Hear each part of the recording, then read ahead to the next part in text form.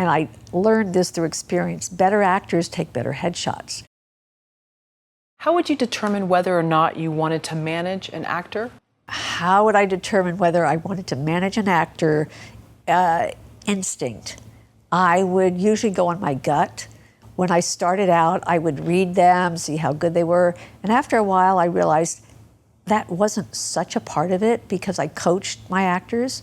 I love coaching. I love coaching actors because to me, it's always the puzzle that you want to solve. How can you help them, like you asked before, how do you help them be believable? What can you give them? Every actor wants something else. What works for one isn't going to work for the other. I could say, let's try some substitution. Or I could say, let's try some inner monologue. Just think of what you're saying in your head to that person. Some things work, sometimes not the other time. So it is a trial and error. But, you know, for managing, I managed for about 22 years. And when I started, I was teaching acting. So I had a lot of my students in class that said, I can't get an agent, or my agent doesn't send me out. And I would see them in class and think they're pretty good actors. So after a while, somebody said, can you manage me? I go, I'm not a manager. I had managers. I didn't think managers did a whole lot of good for actors. The ones I had not. So I said, it's not my thing. And finally, I had somebody go, I will help you. If you don't have time, I'll make the phone calls, I'll help. I need you to manage me. So I said, let me give it a try. I found out I loved managing because I had come from being an actress. I became a manager because I wanted to do for them what I had wanted somebody to do for me. So I coached all my clients because that was really one of my strong suits. And after a while, it was just instinct. Was there something about this person? Was there some charisma? Was there some passion? Was there something where when they walked in the room, when I turned my head, did they want it? Did they want it, and were they brave? And I think that was usually how I started taking on clients. And with coaching, you know, I feel like that helped me. Most of my clients had done very, very little, but that really helped me bring them up to a certain level eventually. But my best clients had worked with me 14 and 15 years. It's not a quick fix. It's not like, oh, I'm going to be an overnight success, like John Travolta. Overnight success. Yeah, he worked really hard for about 15 years before anybody knew who he was. So yeah, and after a while, I trusted my instincts, and it's all about relationships. So I developed relationships with casting directors and agents because I had good clients. So when I brought them a new client, they would trust me that if I said this person was good, they were good. And all managers are different. My daughter was an agent, and then she became a manager, and she was very different. She helped develop scripts for them, shows. She was more of a producer type manager. But I was really more of I want to develop your talent. You said they had to want it. What is that? How would you see in someone that they wanted it or not? I guess you just see the passion and how much were they willing to work hard. Like, I had one client who was very successful. She was on a series. She would tape the series, and then she would come over at the end of a very long day to work with me on the table read for the next series. She worked very hard. You know, does somebody get to all their auditions? Do they have everything worked? Had they worked on the script when they would come? I would coach everybody before their auditions. It's just, again, it's hard to know. It's hard to see unless you know them for a while. It's how much are they not willing to give up, I think, because it's a lot of rejection. Like I said, I had some very, very talented actors who just said, I can't do this anymore. I'm not getting any jobs. That's the business, you know. And just curious, what's the difference between wanting it against all odds and desperation? That's a great question. Attitude, I guess. Desperation is more anger. I think anger is thrown in there. They're angry, it's all everybody else's fault, why I'm not getting anything, and I have to pay my rent, I'm better than everybody else in there. And it's like, well, but that doesn't always count. Sometimes it's who's right for the job. So I think that's a lot of it. As a manager, what was one of the first conversations you would have with a prospective actor client? Usually headshots. I'm very, very particular about headshots because that's the first view of an actor. And it's very interesting, and I learned this through experience. Better actors take better headshots. It's still an acting job. There's something in the eyes. They know how to turn that passion on, turn that, who are they looking at? What's the emotion in those eyes? Better actors take better headshots. It's not just the photographer. And usually, if you know how to take a good headshot, you're a better actor. So when I would sit down with a client, most of them were beginners. I very rarely handled anybody who had been working 10 years already. I had a couple of them. But mostly I would start people from kind of scratch and work their way up. But, I think the first conversation always is, you've got to make all your appointments. You can't cancel auditions. You've got to be prepared. When you come in to coach with me, you need everything memorized, and you need to be on time.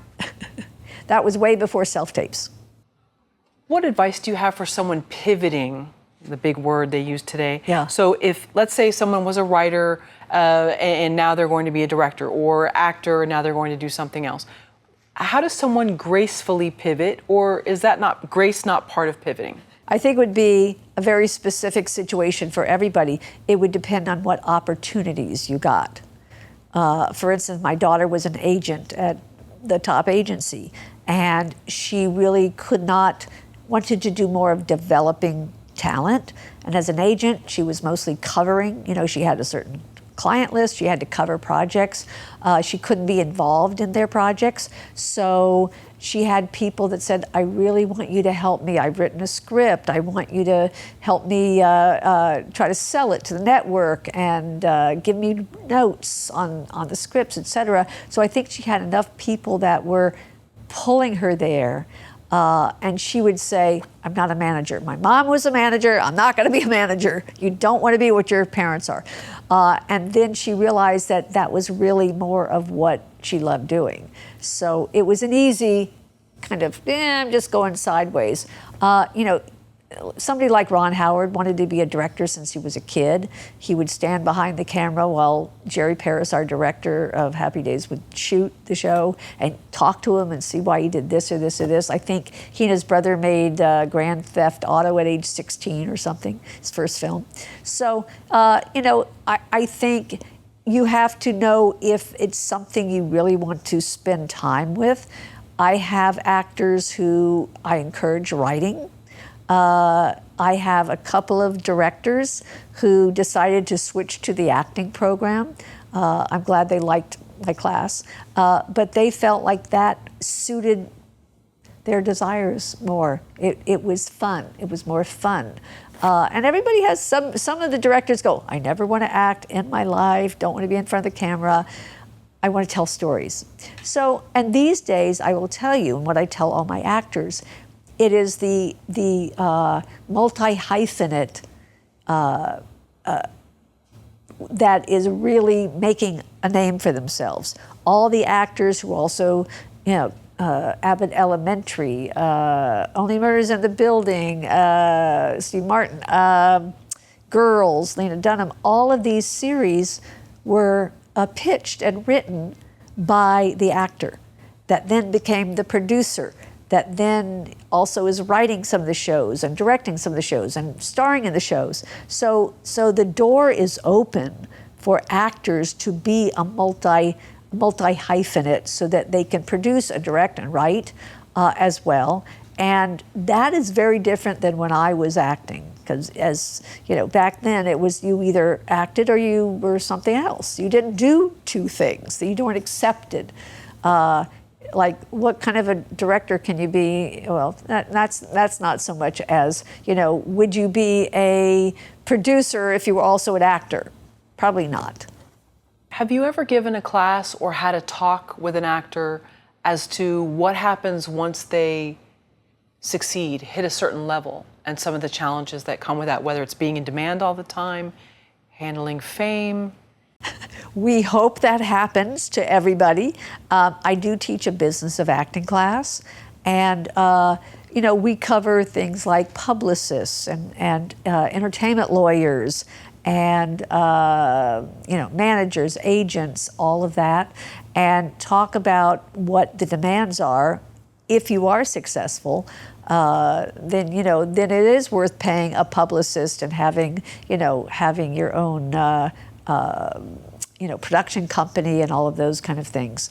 I think most of them want that. I don't think there's a downside to that for anybody at this point. But as we see through history, there are a lot of actors who think they want it, but when they get it, it's overwhelming, I think. At the end of the day, what is it that managers really want from their actors? Money. No, okay. I shouldn't say that.